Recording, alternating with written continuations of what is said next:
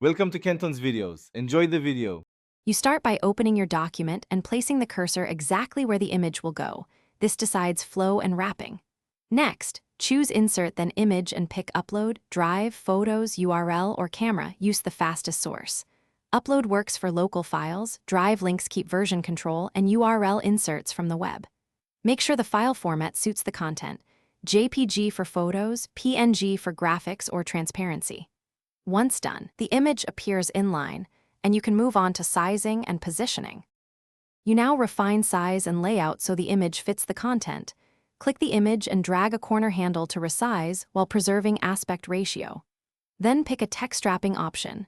Wrap text keeps flow around the image, break text creates a separate block, and inline treats it like a character.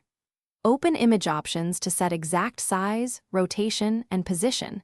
Add alt text to explain the image for screen readers. Make sure to use margin sliders or numeric fields for precise spacing. Finish by checking alignment and file weight so the doc loads for everyone. Use position settings to anchor the image or group it with nearby objects to keep layout intact. If the document is slow, compress the image locally or replace it with a lower resolution version. This reduces load time without losing visible quality. If an image won't load, make sure the file size isn't too large, confirm drive sharing permissions, or link access, and verify your internet connection before retrying. Thanks for watching. Consider subscribing if we helped you.